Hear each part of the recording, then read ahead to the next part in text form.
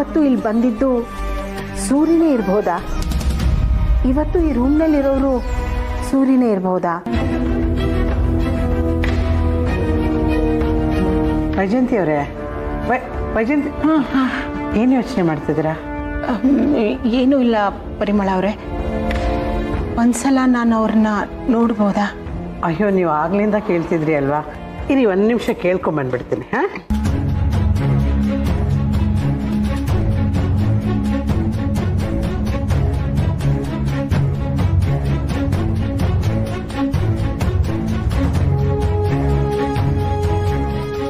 ಅಣ್ಣ, ಅಣ್ಣ, ನಿಮ್ಮನ್ನು ನೋಡೋದಕ್ಕೆ ಯಾರು ಬಂದಿದ್ದಾರೆ?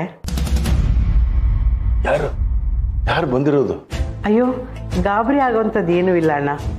ನಮಗೆ ತುಂಬ ಬೇಕಾದವರು, ಪರಿಚಯದವರು. ನೋಡಿ, ನನಗೆ ಯಾರನ್ನು ಭೇಟಿ ಮಾಡೋ ಮನಸ್ಸಿಲ್ಲ. ಅಣ್ಣ, ಅದು ಹಾಗಲ್ಲ. ಅವರು ಒಂದ್ಸಲ ನಿಮ್ಮನ್ನು ನೋಡಿ ಮಾತಾಡ್ಸ್ಕೊಂಡು ಹೋಗೋಣ ಅಂತ ಬಂದಿದ್ದಾರೆ ಅಷ್ಟೇ. ನನ್ಗೆ ಯಾರನ್ನು ಭೇಟಿ ಮಾಡೋಕ್ಕೆ ಇಷ್ಟ ಇಲ್ಲ ಅಂತ ಹೇಳಿದ್ನಲ್ಲ. ನನ್ನ ಮನಸ್ಸು ಯಾಕೋ ಸರಿ ಇಲ್ಲ. ನಾನು ಏಕಾಂತ ಬಯಸ್ತಾ ಇದ್ದೀನಿ. ನನ್ನ ಪರಿಸ್ಥಿತಿ ನಿಮ್ಗೆ ಅರ್ಥ ಆಗುತ್ತೆ ಅನ್ಕೊಂಡಿದ್ದೀನಿ. ಪ್ಲೀಸ್ ನನ್ನ ಒಂಟಿಯಾಗಿ ಬಿಟ್ಬಿಡಿ. ಸರಿ ಅಣ್ಣ, ಆಯ್ತು.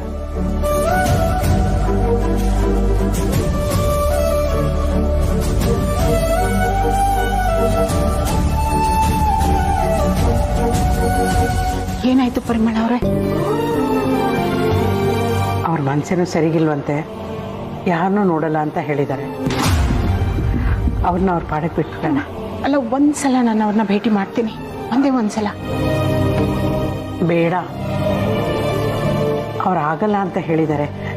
ನೀವು ಮುಂದಿನ ಸರ್ತಿ ಬಂದಾಗ ಬೇಕಾದರೆ ಮಾತಾಡ್ಬೋದು. ಸರಿ ಪರಿಮಳ ಅವ್ರೆ. ಥಿಂಕ್ ಮಾಡಿ ಸಾರ್ಥಕ್, ಥಿಂಕ್ ಮಾಡಿ.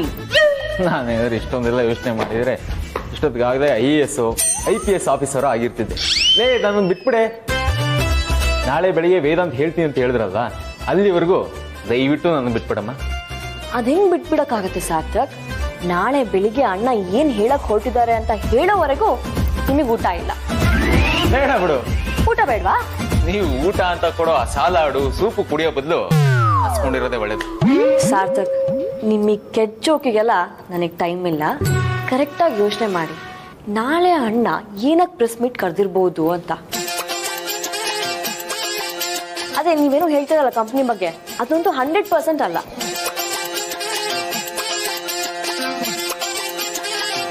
ಸಾರ್ಥಕ್, ಯೋಚನೆ ಮಾಡಿ, ಬೇರೆ ಏನಿರ್ಬೋದು?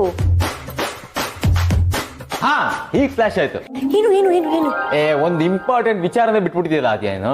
ಏನ್ ಸಾರ್ಥಕ್, ಯಾವ ಇಂಪಾರ್ಟೆಂಟ್ ವಿಷಯ? ವಿಕ್ಕಿ ಮಗು, ಜೂನಿಯರ್ ವಿಕ್ಕಿ ಬಗ್ಗೆ ಹೇಳೋದಕ್ಕೆ ಪ್ರೆಸ್ ಮೀಟ್ ಇರ್ಬೋದಲ್ಲ? ಕರೆಕ್ಟು. ಜೂನಿಯರ್ ವಿಕಿರಣನ್ ಬಗ್ಗೆ ಅನೌನ್ಸ್ ಮಾಡಕ್ಕೇನೆ ಪ್ರೆಸ್ ಮೀಟ್ ಇರತ್ತೆ. ಈ ಆಪ್ಷನ್ ಹೇಗ್ ಮರ್ತೋಗ್ಬಿಟ್ಟಿತ್ತು ನಮ್ಗೆ? ನೋಡಿ, ನನಗೆ ನಿಮ್ಮ ಸಹಾಯ ಬೇಕು. ದಯವಿಟ್ಟು ನಿಮ್ಮ ಪತ್ರಿಕೆಗಳ ಮೂಲಕ, ನಿಮ್ಮ ನ್ಯೂಸ್ಗಳ ಮೂಲಕ ನಮ್ಮ ತಂದೆ ಬದುಕಿದ್ದಾರೆ ಅನ್ನೋ ವಿಷಯನ ಎಲ್ಲ ಕಡೆ ಹರಡಿಸಿ. ನಮ್ಮ ಇಡೀ ಕುಟುಂಬ ನಮ್ಮ ತಂದೆನ ಕಾಯ್ತಿದೆ ಅನ್ನೋ ವಿಚಾರ ಅವ್ರಿಗೆ ಗೊತ್ತಾಗಬೇಕು. ಅದಕ್ಕೆ ನಿಮ್ಮ ಸಹಾಯ ಬೇಕು.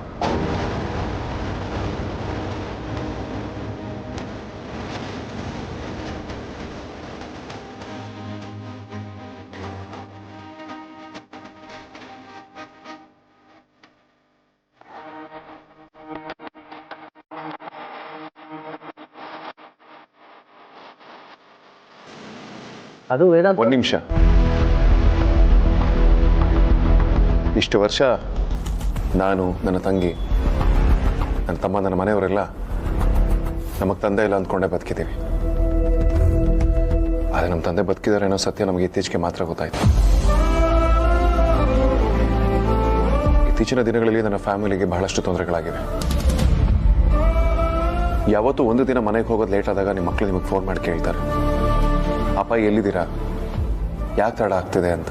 ನಾವು ಇಷ್ಟು ವರ್ಷ ನಮ್ಮ ತಂದೆನ ನೋಡಿಲ್ಲ.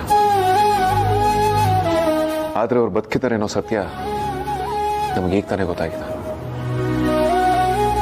ದಯವಿಟ್ಟು ಅವ್ರನ್ನ ಹುಡ್ಕೊಡೋದಕ್ಕೆ ಸಹಾಯ ಮಾಡಿಕೊಡಿ.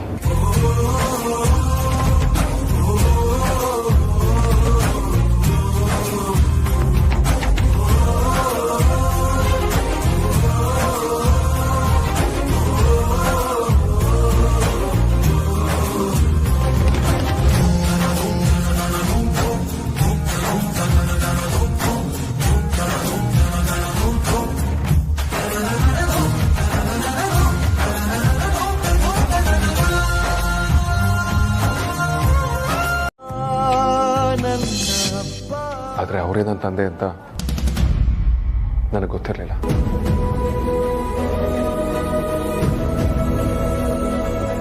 ಬಟ್ ಅವ್ರು ನಮಗೆ ಸಹಾಯ ಮಾಡೋದಕ್ಕೆ ಒಪ್ಕೊಂಡ್ರು. ಆಗ್ಲೇ ನಮ್ಗೆ ಅಲ್ಲೂ ಸಿಕ್ಕದ. ಅವತ್ತೊಂದು ಕತೆ ಖಂಡಿತವಾಗ್ಲೂ ಮುಗಿಸ್ಬಿಡ್ತಿದೆ. ಅಷ್ಟರಲ್ಲಿ ಅಪ್ಪ ಬಂತಾಡಿದ್ರು.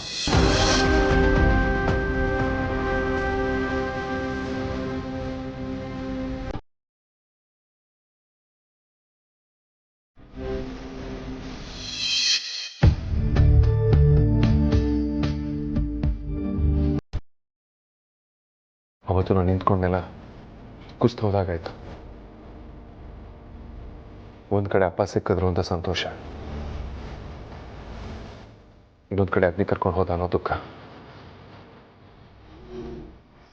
ಇಷ್ಟೆಲ್ಲ ಆದರೂ ತುಂಬ ಕಷ್ಟಪಟ್ಟು ಅಪ್ಪನ ಮತ್ತೆ ಹುಡುಕ್ತೆ. ಆಗ ನನಗೆ ಅಪ್ಪ ಸಿಕ್ಕಿದ್ದು ಅಗ್ನಿ ಜಾಗದಲ್ಲಿ. ಮನೆಗೆ ಹೋಗೋಣ ಪ್ಲೀಸ್, ಬನ್ನಿಪ್ಪ. ನಂದೊಂದು ಕಂಡೀಷನ್ ಇದೆ. ನಿಮ್ಮ ಕಂಡೀಷನ್ ಏನಿದ್ರು ನಾನು ಓಕೆ. ಹೇಳಿ ಅಪ್ಪಾಜಿ. ನಾನು ನಿಮ್ಮ ಮನೆಗೆ ಬರಬೇಕು ಅಂದರೆ ಆ ವೈಜಯಂತಿ ಅವ್ರನ್ನ ನಿಮ್ಮ ಮನೆಯಿಂದ ಆಚೆ ಕಳಿಸ್ಬೇಕು.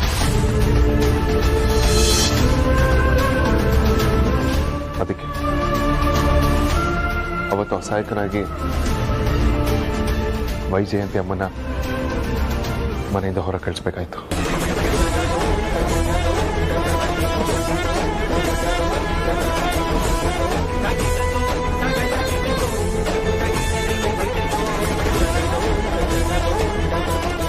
ಸೂರಿ ಯಾಕೆ ನನ್ನನ್ನು ಮನೆ ಬಿಟ್ಟು ಹೋಗು ಅಂತ ಹೇಳಿದ್ರು?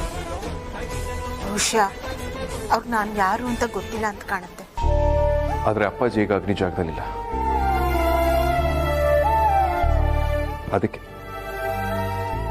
ಪ್ರೆಸ್ನ ಕರೆಸಿ ಅಪ್ಪನ ಹುಡುಕ್ಸೋದಕ್ಕೆ ಸಹಾಯ ಕೇಳಿತ್ತು.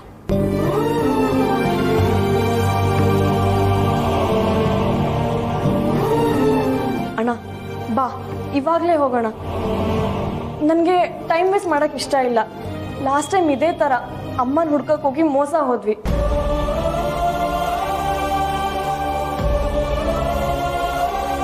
ಆದರೆ ಈ ಸಲ ಕೂಡ ಅಪ್ಪನ ಕಳ್ಕೊಳಕ್ಕೆ ನನಗಿಷ್ಟ ಇಲ್ಲ. ಬಾ ಅಣ್ಣ, ಹೋಗೋಣ. ಅದೇ ಇಷ್ಟು ವರ್ಷನೇ ಕಾದಿದ್ದೀವಿ. ಇನ್ನೊಂದು ಸ್ವಲ್ಪ ದಿನ ಅಪ್ಪನ ವಿಚಾರ ಪೇಪರಲ್ಲಿ ಬರಲಿ. ಖಂಡಿತವಾಗ್ಲೂ ಯಾವುದಾದ್ರೂ ಒಂದು ಸುಳುವು ಸಿಕ್ಕೇ ಸಿಗುತ್ತೆ.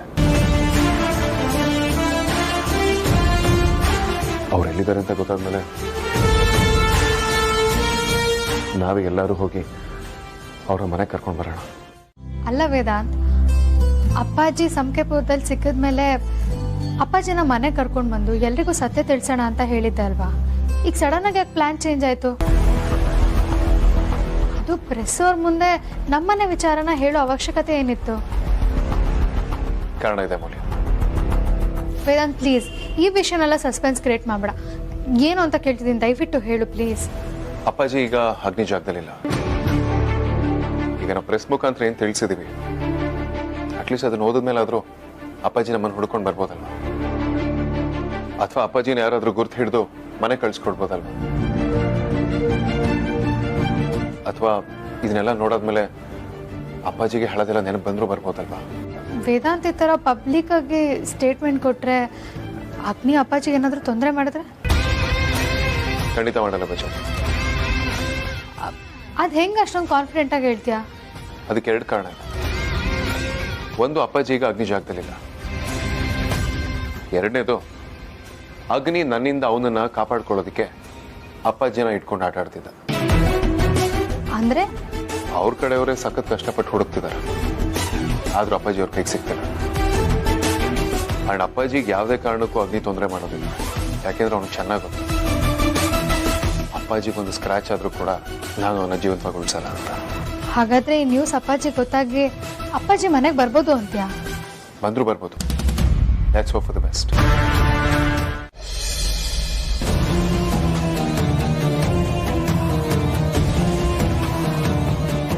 ಇದೇನಿದು?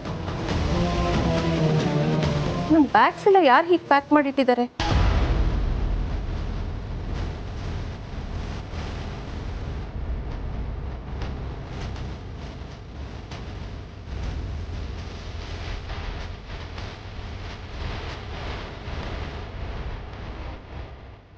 ಏಯ್, ಯಾರು ನನ್ನ ಬ್ಯಾಗ್ಸ್ ಎಲ್ಲ ಪ್ಯಾಕ್ ಮಾಡಿಟ್ಟಿರೋದು?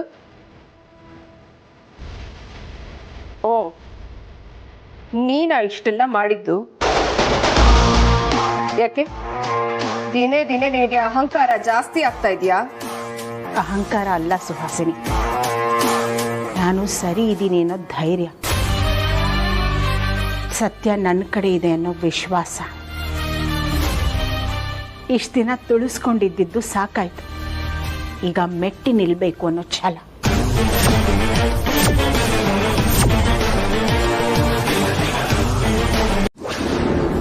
ಕತ್ ಹಿಡಿದು ಆಚೆ ದಪ್ತಾರೆ. ಅವಮಾನ ಮಾಡಿಸ್ಕೊಂಡು ಹೋಗೋದಕ್ಕಿಂತ ಮರ್ಯಾದೆಯಿಂದ ನಿನ್ನ ಲಗೇಜ್ನ ನೀನೇ ತಗೊಂಡು ಹೋಗೋದು ಒಳ್ಳೇದು ಅಲ್ವಾ? ವೈದೇಹಿ,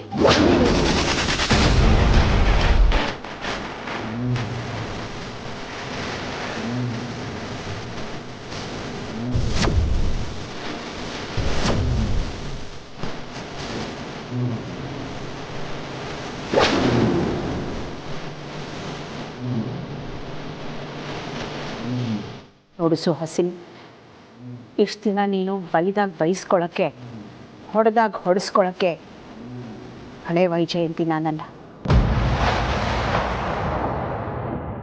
ವೈದೇಹಿ ಸೂರ್ಯನಾರಾಯಣ ವಶಿಷ್ಠ. ನೀನು ಹೇಳ್ಬೇಡಿ.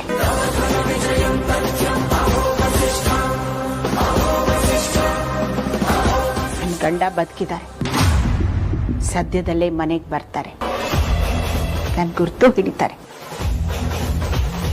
25 ವರ್ಷಗಳಿಂದ ನೀನು ವೇದಾಂತಕ್ಕೆ ಮಾಡ್ತಿರೋ ಮೋಸ ಎಲ್ಲ ಹೊರಗೆ ಬರುತ್ತೆ. ಆಗೇನಾಗುತ್ತೆ ಗೊತ್ತು ತಾನೆ?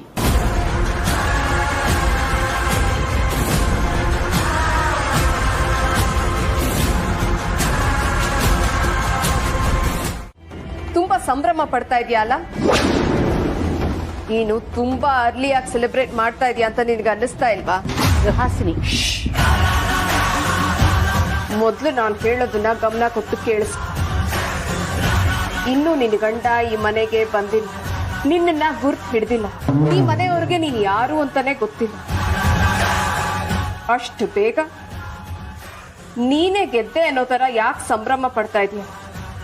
ನನಗಂತೂ ಅರ್ಥ ಆಗ್ತಾ ಇಲ್ಲ. ಸೂರಿ ಬಂದೇ ಬರ್ತಾರೆ ಅನ್ನೋ ಕಾನ್ಫಿಡೆನ್ಸ್, ಇದನ್ನ ಕಾನ್ಫಿಡೆನ್ಸ್ ಅನ್ನಲ್ಲ, ಓವರ್ ಕಾನ್ಫಿಡೆನ್ಸ್ ಅಂತ. ನೀನೇನು ಬೇಕಾದರೂ ಮಾತಾಡ್ಬೋದು ಸುಹಾಸಿನಿ, ಆದರೆ ನನಗೆ ಸತ್ಯ ಗೆದ್ದೇ ಗೆಲ್ಲುತ್ತೆ ಅನ್ನೋ ನಂಬಿಕೆ. ನಂಬಿಕೆನ? ಇದನ್ನ ನಂಬಿಕೆ ಅನ್ನಲ್ಲ, ಭ್ರಮೆ ಅಂತಾರೆ. ನಾವು ಸುಮ್ಮನೆ ವಾದ ಮಾಡ್ತಿದ್ದೀವಿ ಸುಹಾಸಿನಿ, ಕೊನೆ ಗೆಲ್ಲೋದು ಸತ್ಯನೇ. ಖಂಡಿತ ಇಲ್ಲ, ಕಡೆಗೆ ಗೆಲ್ಲೋದು ನಾನೇ. ಇಷ್ಟು ವರ್ಷದಿಂದ ಇಂಥ ಸಿಚುವೇಶನ್ಗಳು ಎಷ್ಟು ಫೇಸ್ ಮಾಡಿಲ್ಲ. ನೀನು ಈ ಮನೆಗೆ ಬಂದಾಗ ನನ್ನ ಕತೆ ಮುಗ್ದೇ ಹೋಯ್ತು ಅಂತ ಅನ್ಕೊಂಡಿದ್ದೆ. ಆದ್ರೆ ಇವತ್ತಿಗೂ ಇಲ್ಲಿ ನಡೀತಾ ಇರೋದು ನನ್ನ ಆಟನೇ. ಇನ್ನು ನಿನ್ನ ಗಂಡ ಸೂರ್ಯನಾರಾಯಣ ಈ ಮನೆಗೆ ಬಂದ್ರೆ ತಾನೆ ನಿನ್ನನ್ನ ಗುರ್ತು ಹಿಡಿಯೋದು. ಅಂದ್ರೆ ಇಷ್ಟು ದಿನ ಇದ್ದ ನಿನ್ನ ಗಂಡ ಇದ್ದಕ್ಕಿದ್ದ ಹಾಗೆ ಕಿಡ್ನಾಪ್ ಆಗಬಹುದು. ಮನೆಗೆ ಬರ್ತಾರೆ, ಈಗ ಬರ್ತಾರೆ, ಆಗ ಬರ್ತಾರೆ ಅಂತ ಕಾಯ್ತಾ ಇರೋ ನಿಮಗೆ ಅವ್ರಿನ್ನೂ ಬರೋದೇ ಇಲ್ಲ ಅನ್ನೋ ತರ ಸುದ್ದಿ ಬರಬಹುದು. ಸುಹಾಸಿನಿ, ಜಾಸ್ತಿ ಆಗ್ತಾ ಇದೆ ನಿನ್ನ ಮಾತು. ಅಯ್ಯೋ, ಆಗಬಹುದು ಅಂತ ಹೇಳ್ದೆ ಅಷ್ಟೆ. ಲಗ್ನ ಪತ್ರಿಕೆ ಪ್ರಿಂಟ್ ಆದ ತಕ್ಷಣ ಮದುವೆ ಆಗೋಯ್ತು ಅಂತ ಅಲ್ವಲ್ಲ, ತಾಳಿ ಕಟ್ಟಿದ್ರೇನೆ ಮದುವೆ ಆದ ಲೆಕ್ಕ. ಹಾಗೆ ಸೂರ್ಯನಾರಾಯಣ ವಸಿಷ್ಠ ಅವರು ಬದುಕಿದ್ದಾರೆ ಅಂತ ಗೊತ್ತಾಗ್ಬಿಟ್ರೆ ಏನ್ ಪ್ರಯೋಜನ? ಅವ್ರು ಈ ಮನೆಗೆ ಬರ್ಬೇಕಲ್ವಾ? ಬರೋದಕ್ಕೆ ನಾನು ಬಿಡ್ಬೇಕಲ್ವ? ಸುಹಾಸಿನಿ, ನಿನ್ನ ಅಕ್ಕ ಆಗಿ ನಾನೊಂದು ಸಲಹೆ ಕೊಡ್ಲಾ? ಏನು? ಆದಷ್ಟು ಬೇಗ ಎಚ್ಚೆತ್ಕೊ. ನಿನ್ನ ಹತ್ರ ಹೆಚ್ಚು ಟೈಮ್ ಇಲ್ಲ. ಸುಹಾಸಿನಿ, ನೀನು ನನ್ನ ಒಡ ಹುಟ್ಟಿದ ತಂಗಿ ಅಂತ ಇನ್ನು ಒಂದು ಚಾನ್ಸ್ ಕೊಡ್ತೀನಿ. ಬದಲಾಗು. ನೀನು ಮಾಡಿರೋ ತಪ್ಪು ಅಂತ ವೇದಾಂತ್ಗೆ ಹೇಳು. ಇಲ್ಲ ಅಂದ್ರೆ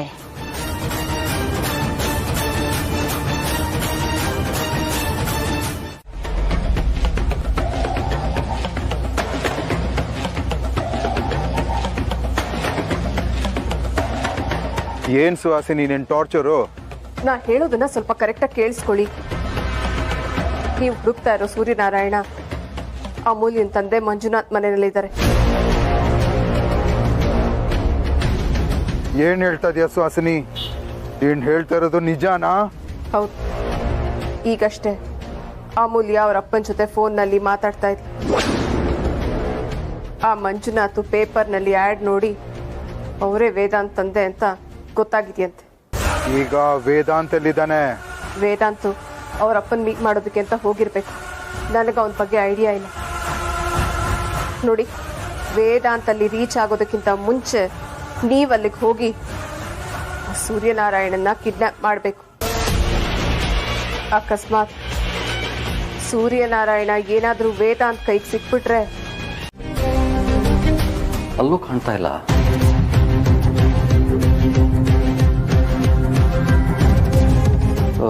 ಇಲ್ಲೇ ಇದ್ರು ಅಮ್ಮ, ಇದ್ದಕ್ಕಿದ್ದಾಗ ಎಲ್ಲಿಗೆ ಹೋದ್ರು? ಹೌದು ರೀ, ಇಲ್ಲೇ ಇದ್ರಲ್ವಾ, ಎಲ್ಲಿಗೆ ಹೋದ್ರು? ಮಂಜಣ್ಣ ಅವರೇ, ನಿಜ ಹೇಳಿ ಎಲ್ಲಿ ಹೋದ್ರು ಅವರು? ಇಲ್ಲೇ ಇದ್ರು ವೈಜಯಂತಿ ಅವರೇ, ನಾನು ಯಾಕೆ ಸುಳ್ಳು ಹೇಳಿ? ಅಪ್ಪ ಆಚೆ ಏನಾದರೂ ಹೋದ್ರಾ? ಇಲ್ಲಮ್ಮ, ವಾಕಿಂಗ್ ಹೋಗ್ತೀನಿ ಅಂತ ಹೇಳಿದ್ರು. ನಾನೇ ಅವರಿಗೆ ಎಲ್ಲೂ ಹೋಗಬೇಡಿ, ಇಲ್ಲೇ ಇರಿ, ದೊಡ್ಡ ಸರ್ಪ್ರೈಸ್ ಕಾದಿದೆ ಅಂತ ಹೇಳಿದ್ದೆ. ಈಗ ನೋಡಿದ್ರೆ ಕಾಣ್ತಾ ಇಲ್ಲ.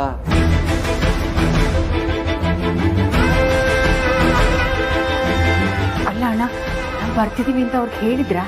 ಇಲ್ಲ ಅಮ್ಮ, ಅವ್ರಿಗೆ ಸರ್ಪ್ರೈಸ್ ಆಗಲಿ ಅಂತ ನಾನು ಇನ್ನೂ ಹೇಳಿರಲಿಲ್ಲ. ಅಪ್ಪ, ಅಪ್ಪಾಜಿ ಬಗ್ಗೆ ಏನಾದರೂ ಗೊತ್ತಾಯ್ತಾ?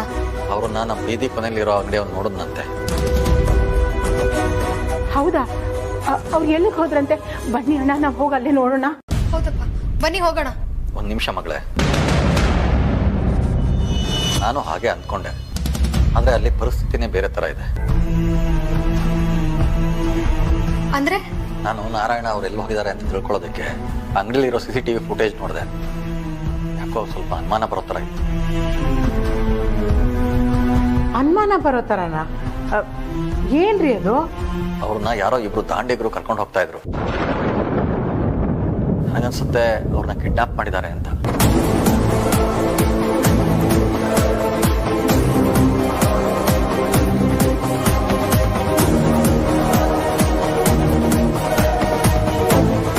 ಅಂದ್ರೆ ನಾವು ಬರ್ತಿದೀವಿ ಅಂತ ಗೊತ್ತಾಗಿ ಮುಂಚೆನೆ ಕಿಡ್ನಾಪ್ ಮಾಡಿದಾರಾ?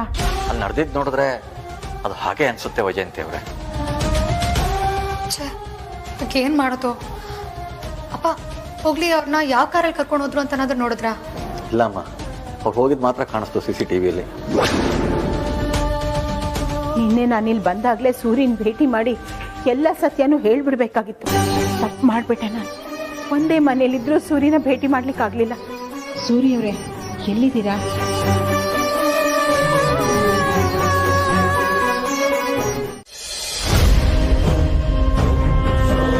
ನಾನು ನಿಮ್ಗೆ ಏನು ಅನ್ಯಾಯ ಮಾಡಿದ್ದೆ?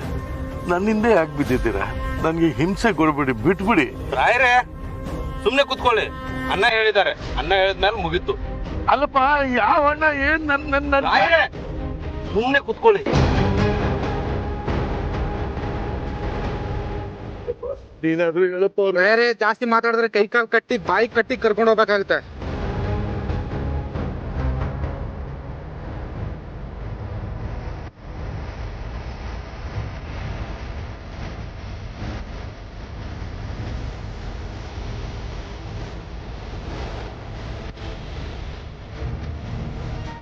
ದೇವಣ್ಣ, ಪಕ್ಕದ ರೋಡಲ್ಲಿ ಆಕ್ಸಿಡೆಂಟ್ ಆಗಿದೆ. ಯಾವುದೇ ಗಾಡಿನೂ ಬಿಡಬಾರ್ದು, ಪ್ರತಿಯೊಂದು ಗಾಡಿನೂ ಚೆಕ್ ಮಾಡಿ ಕಳಿಸ್ಬೇಕು. ಸರಿ ಸರ್, ಚೆಕ್ ಮಾಡ್ತಾ ಇದ್ದಾರೆ ಸರ್. ಯಾಕೋ ಕಾರ್ ಸ್ಟಾಪ್ ಮಾಡಿದೆ? ಅಣ್ಣ ಮುಂದೆ ನೋಡಿ ಅಣ್ಣ.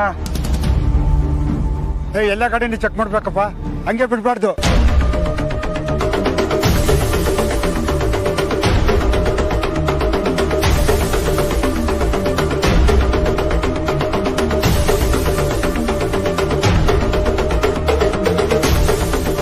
ಅಣ್ಣ ಪೊಲೀಸ್ ಈ ಕಡೆನೇ ಬರ್ತಾವ್ರಲ್ಲ ಅಣ್ಣ.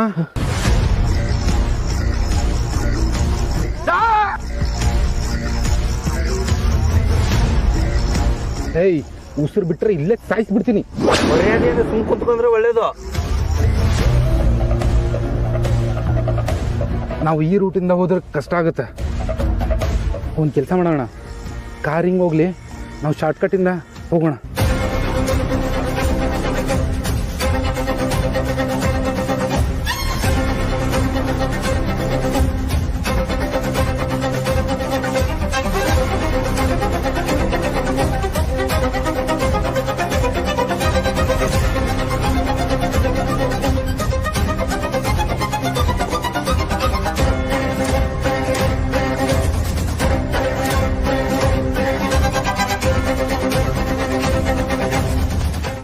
ವೈಜಯಂತಿ ಅಮ್ಮ ಈ ಮನೆಗೆ ಬಂದಾಗಿಂದ ಅವ್ರ ಮಕ್ಕಳು ಅವ್ರನ್ನ ಮನೆಯಿಂದ ಆಚೆ ಹಾಕಿದ್ರು ಅಂತ ಅಷ್ಟೇ ಹೇಳಿದ್ರು ಬಿಟ್ರೆ ಇನ್ನೇನು ಜಾಸ್ತಿ ಹೇಳ್ಕೊಳ್ಳೇ ಇಲ್ಲ.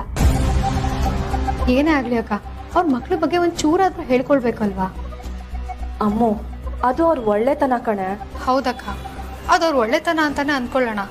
ಆದರೆ ಅವ್ರು ತೋರಿಸೋ ಪ್ರೀತಿ ಕಾಳಜಿ ಇದೆಯಲ್ಲ, ಅದು ಸ್ವಂತದವ್ರ ಮೇಲೆ ತೋರಿಸೋ ಥರ ಇದೆ. ಈಗ ಪರಿ ನಮ್ಮನ್ನೆಲ್ಲ ಪ್ರೀತಿ ಮಾಡ್ತಾಳಲ್ಲ, ಅದೇ ಥರ ವೈಜಯಂತಿ ಅಮ್ಮ ವೇದನ್ನ ಪ್ರೀತಿ ಮಾಡ್ತಾರೆ. ಅದನ್ನೆಲ್ಲ ಬಿಡು. ಬೆಳಿಗ್ಗೆ ನಮ್ಮ ಮನೆಗೆ ಹೋಗಿದ್ವಲ್ಲ, ಆಗ ನಮ್ಮೆಲ್ಲರಿಗಿಂತ ವೈಜಯಂತಿ ಅಮ್ಮ ಎಷ್ಟು ಎಕ್ಸೈಟ್ ಆಗಿದ್ರು ಗೊತ್ತಾ? ಬೆಳಿಗ್ಗೆ ವಿಷಯನೂ ಬಿಟ್ಟಾಕ ಈಗಲೇ ನೋಡ್ದಲ್ಲ, ನಮ್ಮೆಲ್ಲರಿಗಿಂತ ಅವರೇ ಜಾಸ್ತಿ ಟೆನ್ಷನ್ ಮಾಡ್ಕೊಂಡಿದ್ರು. ಅಮ್ಮು, ನೀನ್ ಏನ್ ಹೇಳ್ಬೇಕು ಅಂತಿದ್ಯಾ? ನನ್ಗೇನೋ ವೈಜಯಂತಿ ಅಮ್ಮಂಗೂ ಈ ಮನೆಗೂ ಏನೋ ಸಂಬಂಧ ಇದೆ ಅನ್ಸುತ್ತೆ.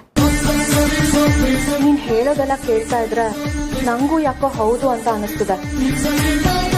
ಒಂದ್ ಕೆಲ್ಸ ಮಾಡೋಣ, ವೈಜಯಂತಿ ಅಮ್ಮಂಗೂ ಈ ಮನೆಗೂ ಏನೋ ಸಂಬಂಧ ಇದೆ ಅಂದ್ರೆ ಅಜ್ಜಿ ಗೊತ್ತಿರ್ಲೇಬೇಕು ತಾನೆ? ಕರೆಕ್ಟ್ ಅಕ್ಕ. ಹೇಗೆ ಸಮಾಧಾನವಾಗಿರ್ಲಮ್ಮ?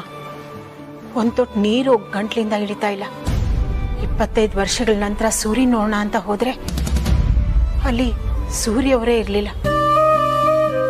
ಒಂದ್ಸಲ ಅಲ್ಲಮ್ಮ, 2-3 ಸಲ ಸೂರ್ಯವರು ನನ್ನ ಅಕ್ಕಪಕ್ಕ ಇದ್ರು, ನಾನು ಅವರನ್ನು ನೋಡಿಲ್ಲ.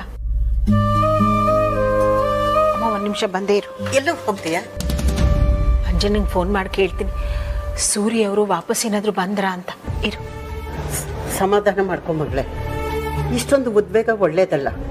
ನೀನು ನೋಡ್ತಾ ಇದ್ರೆ ಎಂಥವ್ರಿಗೂ ಅನುಮಾನ ಬರುತ್ತೆ. ಇಲ್ಲಮ್ಮ, ನಾನು ಎಷ್ಟೋ ಸಲ ಅನ್ಕೊಂಡಿದ್ದೀನಿ ನಾನು ವೈದೇಹಿ ಅಲ್ಲ ವೈಜಯಂತಿ ಥರ ಇರಬೇಕು ಅಂತ. ನನ್ನ ಭಾವನೆ ನನಗೆ ಹಿಡಿತದಲ್ಲಿ ಸಿಗ್ತಾ ಇಲ್ಲ. ಏನು ಮಾಡಬೇಕು ಅಂತಲೇ ಗೊತ್ತಾಗ್ತಾ ಇಲ್ಲ. ವೈಜಯಂತಿ ಆಗಿರೋದಕ್ಕೆ ತುಂಬ ಕಷ್ಟ ಆಗ್ತಿದೆಯಮ್ಮ.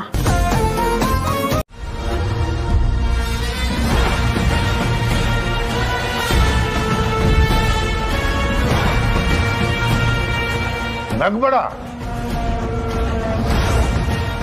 ನನ್ನ ಪಾಡ್ಗೆಲ್ಲೋ ಇದ್ದವನ್ನ ಕರ್ಕೊಂಬಂದು ಯಾಕೆ ಹಿಂಸೆ ಕೊಡ್ತಾ ಇದೆಯಾ? ನನ್ನಿಂದ ನಿನ್ಗೆ ಏನು ಅನ್ಯಾಯ ಆಗಿದೆ? ಏನು ಅನ್ಯಾಯ ಮಾಡಿದ್ಯಾ?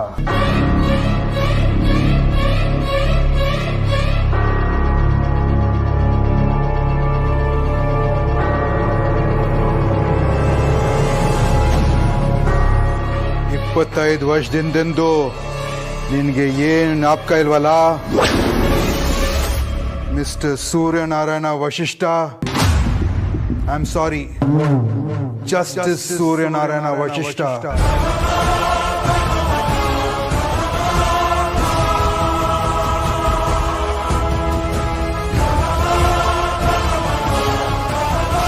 Justice Suryanarayana Vasishtha?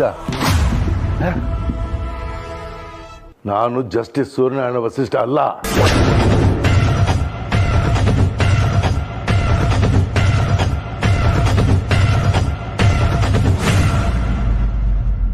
Mobile purse ಮರ್ತು ಹೋದ್ರೆ ಎಷ್ಟು ಟೆನ್ಷನ್ ಆಗತ್ತೆ. ಅಂಥದ್ರಲ್ಲಿ ನಿನಗೆ ನೀನ್ ಯಾರಂತಾನೆ ಮರ್ತು ಹೋಗಿದೆ. ಡೋಂಟ್ ವರಿ, ನೀನ್ ಯಾರಂತ ನಾನು ಹೇಳ್ತೀನಿ. ನೀನೆಷ್ಟು ಅನ್ಯಾಯ ಮಾಡಿದೀಯಾ ಅದನ್ನು ಹೇಳ್ತೀನಿ. ನಾನು ನಿನಗೆ ಅನ್ಯಾಯ ಮಾಡಿದ್ನ?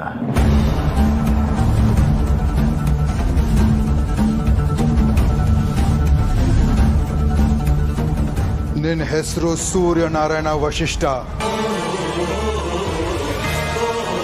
25 ವರ್ಷದಿಂದ ನೀನ್ ಕೊಟ್ಟಿರೋ ಒಂದು ತೀರ್ಪಿಂದ ನನ್ನ ನೆಮ್ಮದಿ, ಜೀವನ, ಕುಟುಂಬ ಎಲ್ಲ ಹಾಳಾಗೋಯ್ತು.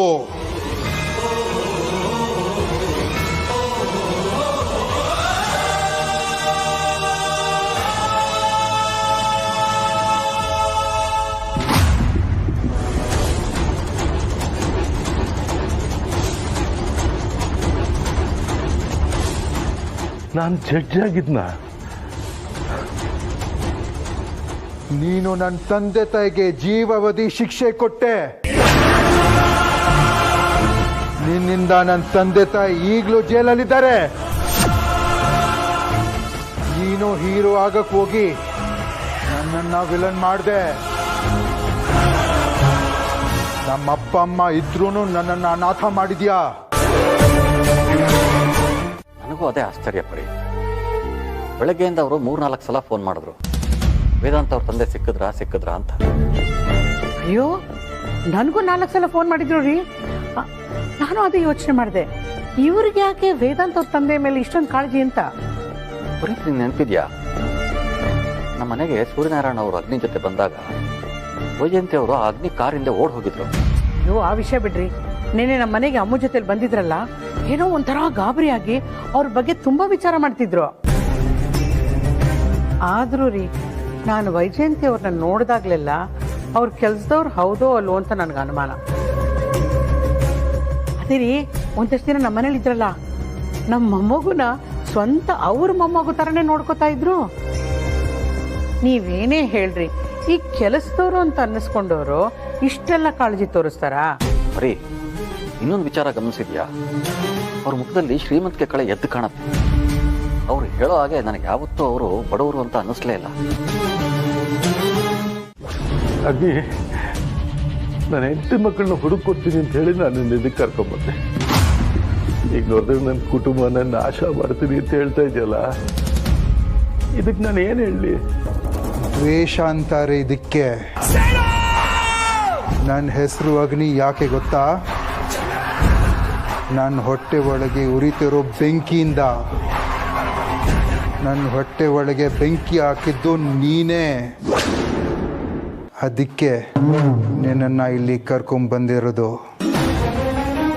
ನಾನು ನಿನಗೆ ಮಾತು ಕೊಟ್ಟಾಗೆ ನಿನ್ನ ಹೆಂಡತಿ ಮಕ್ಕಳನ್ನ ಹುಡುಕಿಟ್ಟಿದ್ದೀನಿ. ಏನಂದೆ? ನನ್ನ ಹೆಂಡತಿ ಮಕ್ಕಳನ್ನ ಹುಡುಕಿಟ್ಟಿದ್ಯಾ? ಎಲ್ಲಿದ್ದಾರೆ ಅವರು? ನಿನ್ನ ಕುಟುಂಬದ ಒಂದು ಸಣ್ಣ ಸ್ಯಾಂಪಲ್ ತೋರಿಸ್ತೀನಿ.